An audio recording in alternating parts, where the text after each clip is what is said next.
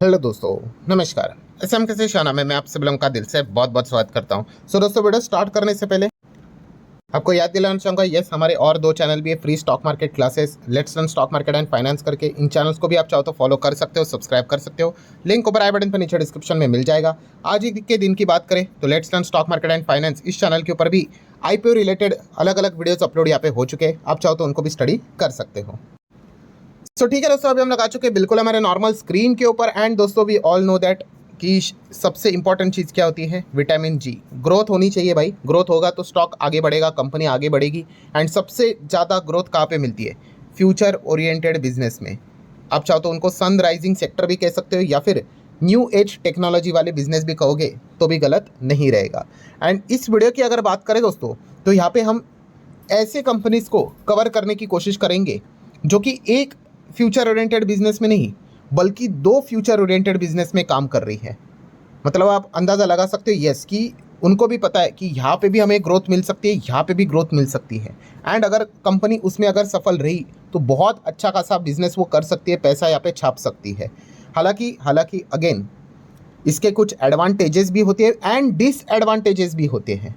ठीक है, मतलब कैसे हैं कि जैसे कि आप ऐसा ही समझ लो ना कि अगर आप एक स्टूडेंट हो, आप कहते हो कि मैं ये भी करूँगा, मैं दूसरा सिलेबस भी करूँगा, ये वाला भी कोर्स है वो भी करूँगा, वो वाला भी कोर्स करूँगा, स्पोर्ट्स भी खेलूँगा, तो होता क्या है? यस, सारी चीज़ें करना मुश्किल हो जाता है। तो यही इन कंपनीज के लिए सबसे बड़ा आप कह सकते हो डिसएडवांटेज, मतलब चैलेंजिंग पार्ट है।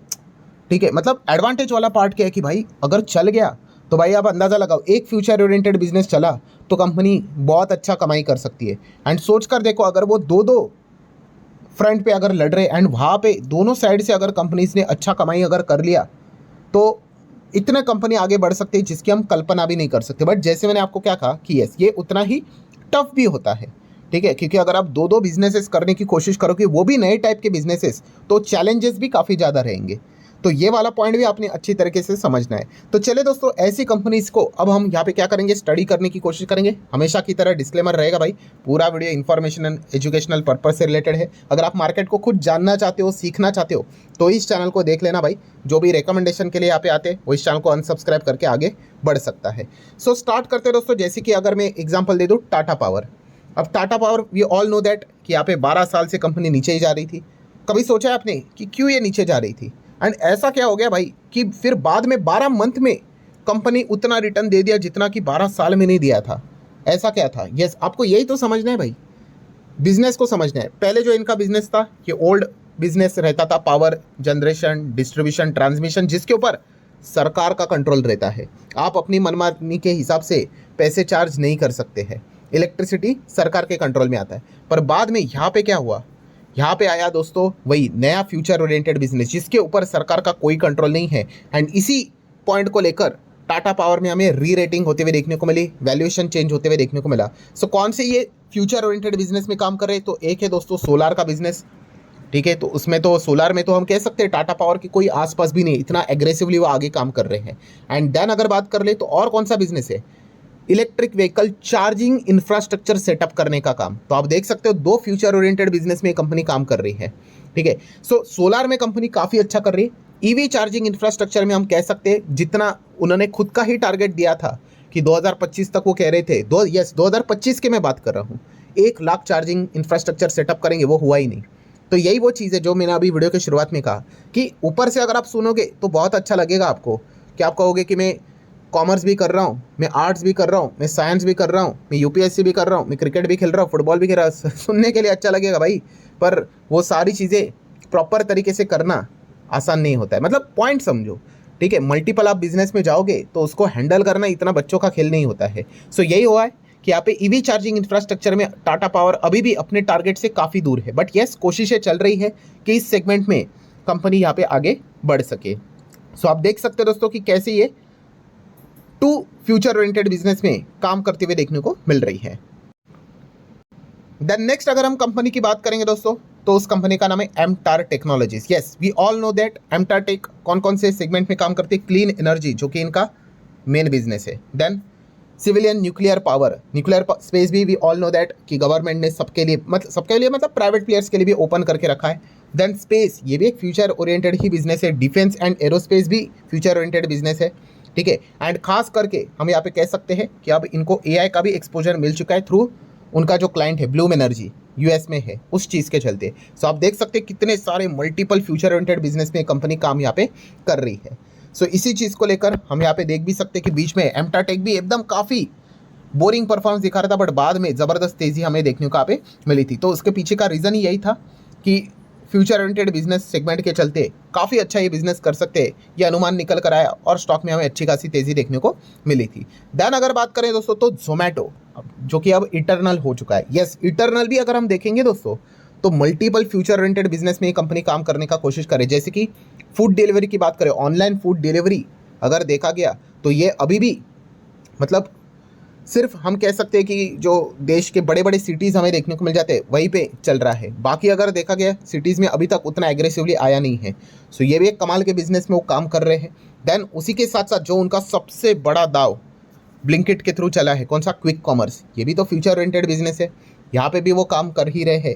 And then prime minister Modi ji ने 15 अगस्त के स्पीच में जिस चीज़ का जिक्र किया था, कौन सा, yes, event economy. Event economy मतलब यही, अब अलग अलग कॉन्सर्ट भी हमें देखने को मिल जाते हैं, अलग अलग इवेंट्स देखने को मिल जाते हैं। इसमें भी अगर हम इटरनल की बात करें थ्रू डिस्ट्रिक्ट, ये उन्हीं की कंपनी है, ऐप भी आप सभी लोगों को पता ही होगा। यस, तो ऐसे मल्टीपल फ्यूचर ओरिएंटेड बिजनेस में कंपनी हमें काम करते हुए देखने को यहाँ पे मिल रहे हैं, ठीक है। वो वैल्यूएशन ऊपर नीचे वो चीज़ें चलती रहती है, बट यस उनका ये जो फोकस है वो सारे हम लोगों को फ्यूचर ओरिएंटेड सेगमेंट में देखने को यहाँ पे मिलता रहता है। सो यहाँ पे कंपटीशन भी ज़्यादा रहती है। वी ऑल नो दैट अब फूड डिलीवरी सेगमेंट में फ्लिपकार्ट भी एंट्री करने की बात यहाँ पे कर रहा है, क्विक कॉमर्स में भी बातें चल रही है, अमेजॉन भी एंटर यहाँ पे कर चुका है। सो ये काफ़ी ज़्यादा हम कह सकते हैं आने वाले समय में कॉम्पिटिटिव सेगमेंट यहाँ पे होने वाला है। देन नेक्स्ट अगर हम बात करें दोस्तों तो Reliance industry. Yes, Reliance industry भी आप सभी लोगों को पता है क्लीन एनर्जी में अपना योगदान दे रहा है। हम सभी लोगों को पहले से ही पता है। सोलार की बात करें, हाइड्रोजन की बात करें, तो इन्होंने एजीएम में इस चीज़ को लेकर अनाउंसमेंट किया था, तब 75,000 करोड़ का उन्होंने अनाउंसमेंट किया था। देन डेटा सेंटर की बात करें, अभी इसके पहले भी आज के दिन का जो डेटा सेंटर वाला वीडियो था उसमें भी हम यहाँ पे देख चुके हैं कि मेटा के साथ उनका टाई अप हुआ है और गुजरात में वो डेटा सेंटर प्रोजेक्ट यहाँ पे सेटअप करने वाले हैं। सो उसमें कंपनी यहाँ पे काम करे। टेलीकॉम, जियो तो ऑलरेडी है ही, इंटरनेट जैसी चीज़ें, डियोपॉली है, उस चीज़ का फ़ायदा भी ये कंपनी यहाँ पे भरपूर उठाती है। तो इस चीज़ के चलते रिलायंस इंडस्ट्री भी हम लोग को इन स्पेस में काम करते हुए देखने को मिल जाती है। हाँ, अब प्रॉब्लम क्या होता है, हाँ, इसी के अंदर सारा रायता फैला हुआ है। मतलब इसके अंदर जियो भी है, इसके अंदर रिटेल भी है, उनका O2C वाला बिजनेस भी है, केमिकल ऑयल गैस वाला बिजनेस भी है। हाँ, तो प्रॉपर वैल्यूएशन मिलते वक्त काफ़ी मुश्किलें हो जाती है, ठीक है। तो जो इन्वेस्टर को भाई इनका रिटेल का बिजनेस पसंद आता है तो वो यहाँ पे जा नहीं पाता है, ठीक है, क्योंकि बाकी के भी बिजनेसेस में उनका पैसा लगेगा। तो एक ये डिसएडवांटेज वाला पॉइंट हमें देखने को मिल जाता है। देन नेक्स्ट अगर बात करें दोस्तों तो CG power. Yes, CG power semiconductor में फ्यूचर ओरिएंटेड सेगमेंट में काम करती है। हम सभी लोगों को पता है कंपनी ने ऑलरेडी टारगेट किया है 16 million chips a day as a India shift for the first semiconductors, ठीक है। तो इसका अनाउंसमेंट उन्होंने कर चुका है, वो ऑलरेडी प्लांट भी यहाँ पे सेटअप कर चुके हैं, ठीक है। तो इससे रिलेटेड मतलब ये सारी बातें वो ऑलरेडी अनाउंस कर चुके थे। एंड देन डेटा सेंटर में भी वी ऑल नो दैट कि अमेरिका से उनको डेटा सेंटर का ऑर्डर मिला था 900 करोड़ का। सो डेटा सेंटर ये भी एक फ्यूचर ओरिएंटेड बिजनेस, प्लस उसी के साथ साथ सेमीकंडक्टर ये भी फ्यूचर ओरिएंटेड बिजनेस। तो ऐसे मल्टीपल फ्यूचर ओरिएंटेड बिजनेस में सीजी पावर काम करते हुए देखने को मिल रहा है।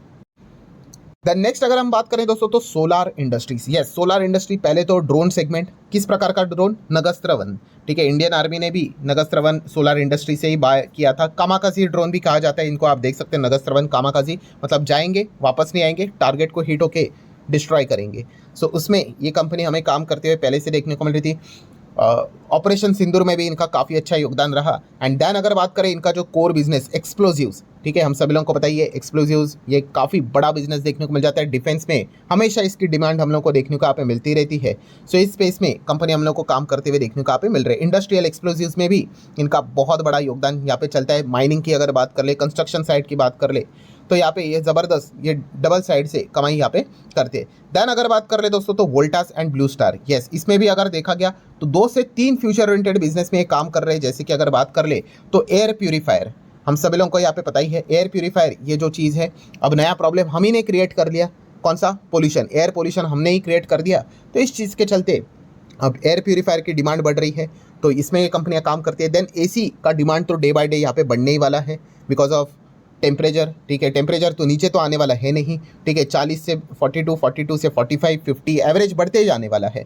सो एसी की डिमांड यहाँ पे एकदम हमें हमेशा पीक लेवल पे देखने को मिलने वाली है। ध्यान अगर बात करें अगेन डेटा सेंटर कूलिंग से रिलेटेड अगर बात करें तो इन दोनों कंपनी का ध्यान उस पर्टिकुलर सेगमेंट में भी है। सो आप देख सकते हो 2 से 3 फ्यूचर ओरिएंटेड सेगमेंट में ये कंपनी हम लोग को काम करते हुए देखने को यहाँ पे मिल रही है। सो ठीक है दोस्तों, आशा करता हूँ वीडियो हेल्पफुल लगा होगा। अब ऐसा लिस्ट निकाला जाए तो बहुत सारी कंपनीज की लिस्ट निकलेगी, ठीक है। आप भी चाहो तो कमेंट सेक्शन में बता सकते हैं और ऐसे कौन कौन से कंपनीज है, बिजनेसेस है जो कि मल्टीपल फ्यूचर ओरिएंटेड सेगमेंट में काम करते हैं। बहुत सारी कंपनियां हैं दोस्तों, मैं जस्ट आपको एक आइडिया देने की कोशिश करता हूं, ठीक है। एल&टी का नाम मत लिख देना भाई, वो तो हर जगह पे रहती है, ठीक है। ऐसे आपको बहुत कंपनियां मिलेंगी, ठीक है। तो आप भी चाहो तो वो कमेंट सेक्शन में यहाँ पे बता सकते हो। सो अगेन वीडियो क्लोज करने से पहले रिमाइंडर देना चाहूँगा, पूरा वीडियो इन्फॉर्मेशन एजुकेशनल पर्पज से रिलेटेड था। पसंद आएगा चाहो तो लाइक एंड शेयर कर सकते हैं। मिलते हैं नेक्स्ट वीडियो, तब तक के लिए बाय बाय।